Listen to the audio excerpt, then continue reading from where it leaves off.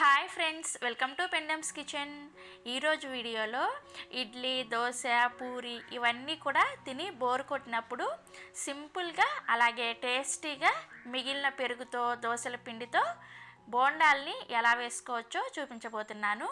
దాంతోపాటుగా 5 నిమిషాల్లో ప్రిపేర్ చేసుకోగలిగే ఒక సింపుల్ అండ్ టేస్టీ చట్నీ రెసిపీని కూడా చూపించబోతున్నాను. మీరు కూడా ఒకసారి ఈ విధంగా బోండాల్ని అండ్ చట్నీని ట్రై చేసి చూడండి. చాలా టేస్టీగా ఉంటాయి.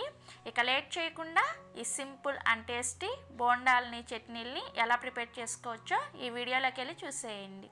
ఫస్ట్ బోండాలు ప్రిపేర్ చేసుకోవడం కోసం నేను ఇక్కడ 1 కప్పు మిగిలిన దోశల పిండిని తీసుకున్నాను. అంటే మనం దోశల పిండి వేసుకున్న తర్వాత 1-2 రోజులు దోశలు వేసుకున్నాక దోశల పిండి మిగిలిపోతూ ఉంటుంది కదా, కొంచెం పులిసినట్టుగా అవుతుంది. అలాంటి దోశల పిండితో కనుక మీరు బోండాలు వేసుకున్నారంటే పునుగులు చాలా టేస్టీగా ఉంటాయి. సో ఇక్కడ నేను మిగిలిన దోశల పిండిని 1 కప్పు తీసుకున్నాను.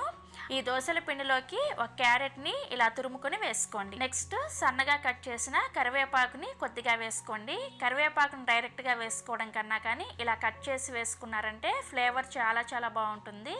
అలాగే సన్నగా తురిమిన కొత్తిమీర కొద్దిగా, 1 మీడియం సైజ్ ఉల్లిపాయని ఇలా చిన్న ముక్కలుగా కట్ చేసుకొని వేసుకోవాలి. నెక్స్ట్ ఇందులోకి 2 నుంచి 3 వరకు పచ్చిమిర్చిని ఇలా చిన్న ముక్కలుగా కట్ చేసుకొని వేసుకోండి. అలాగే 1 టీ స్పూన్ దాకా జీలకర్ర, 1 అరకప్పు వరకు కొద్దిగా పులిసిన పెరుగును కానీ లేదంటే మజ్జిగను కానీ వేసుకోండి. ఇలా కొద్దిగా పులిసిన పెరుగును కానీ మజ్జిగను కానీ వేసుకోవడం వలన మనకి బోండాల టేస్ట్ అనేది చాలా బాగుంటుంది.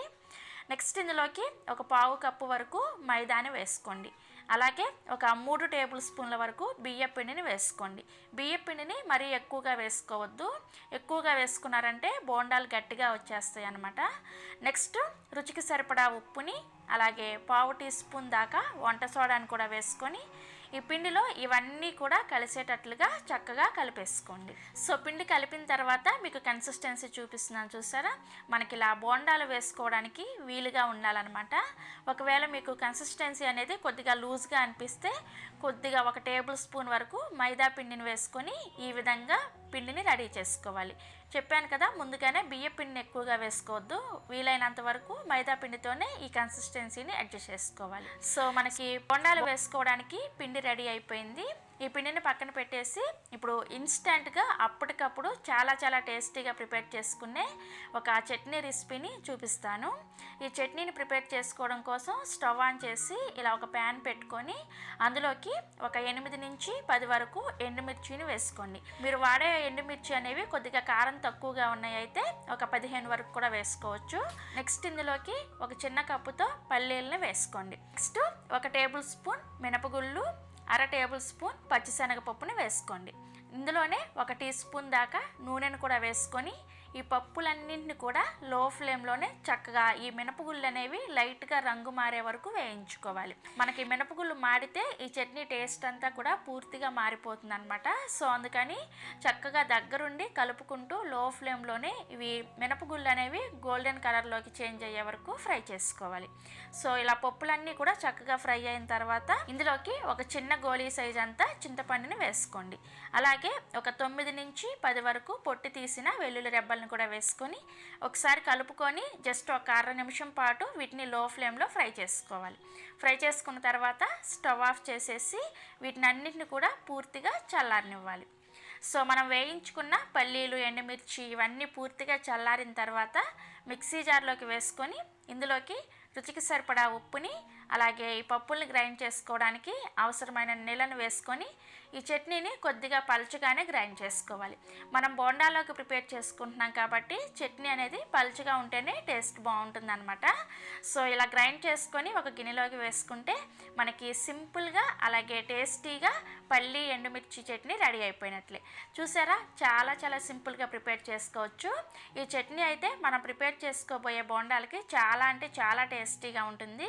అదేవిధంగా మీరు ఇడ్లీలోకి కానీ దోశలోకి కానీ ఒకసారి ఇలా చట్నీని ఈజీగా ప్రిపేర్ చేసుకొని చూడండి, చాలా టేస్టీగా ఉంటుంది.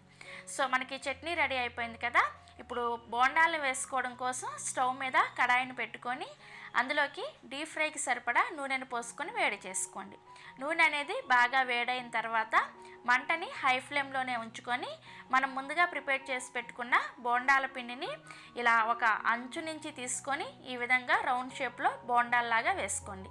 మీరు కావాలంటే చిన్న చిన్న పునుగుల్లాగా కూడా వేసుకోవచ్చు, లేదంటే ఇలా పెద్ద పెద్దగా బోండాల్లాగా కూడా వేసుకోవచ్చు. మీరు ఎలా వేసుకున్నా కానీ టేస్ట్ చాలా అంటే చాలా బాగుంటాయి. సో ఈ విధంగా మీ కడాయికి సరిపడా బోండాలను వేసుకొని వీటిని మీడియం ఫ్లేమ్లోనే చక్కగా అన్ని వైపులు కూడా ఫ్రై అయ్యే విధంగా ఫ్రై చేసుకోవాలి. మీరు హై ఫ్లేమ్లో ఫ్రై చేసేసుకున్నారంటే ఇవి పైన త్వరగా రంగు వచ్చేస్తాయి, లోపల పచ్చి పచ్చిగా పిండిలాగా ఉండిపోతాయి అన్నమాట. అదే లో ఫ్లేమ్లో ఫ్రై చేసుకున్నారంటే మీకు ఇవి ఆయిల్ని ఎక్కువగా పీల్చేస్తాయి. సో అందుకోసం మీరు మీడియం ఫ్లేమ్లోనే చక్కగా ఇలా కలుపుకుంటూ గోల్డెన్ బ్రౌన్ కలర్ వచ్చేంత వరకు ఫ్రై చేసుకోవాలి. సో ఇక్కడ నేను మీకు బోండాలు ఒక వాయి ఫ్రై అయిన తర్వాత చూపిస్తున్నాను, చూసారా? ఇలా చక్కగా కలర్ వచ్చిన తర్వాత వీటిని ఒక ప్లేట్లోకి తీసుకోండి. ఇదే విధంగా మిగిలిన పిండితో కూడా బోండాలను వేసుకోవడమే. సో ఇలా మొత్తం పిండితో కూడా బోండాలను వేసుకొని మనం ప్రిపేర్ చేసి పెట్టుకున్న చట్నీతో తింటూ ఉంటే చాలా అంటే చాలా టేస్టీగా ఉంటాయి. ఎప్పుడైనా మీకు ఇడ్లీ, దోశ, పూరి, వడ ఇవన్నీ తిని బోరు కొట్టినప్పుడు ఇలా బోండాలు ప్రిపేర్ చేసుకొని చూడండి, చాలా చాలా ఇష్టపడతారు మీ ఇంట్లో వాళ్ళందరూ కూడా. లేదంటే ఈవినింగ్ టైంలో స్నాక్స్ లాగా కూడా సర్వ్ చేసుకోవచ్చు. సో తప్పకుండా మీరు కూడా ట్రై చేసి చూడండి. ట్రై చేసిన తర్వాత మీ ఫీడ్బ్యాక్ని నాతో షేర్ చేసుకోవడం అస్సలు మర్చిపోవద్దు. సో మీకు ఈ వీడియో నచ్చితే లైక్ చేసి మీ ఫ్రెండ్స్కి, రిలేటివ్స్ కూడా షేర్ చేయండి. మరిన్ని టేస్టీ అండ్ సింపుల్ రెసిపీస్ కోసం పెండెమ్స్ కిచెన్ని సబ్స్క్రైబ్ చేసుకోండి. Thank you.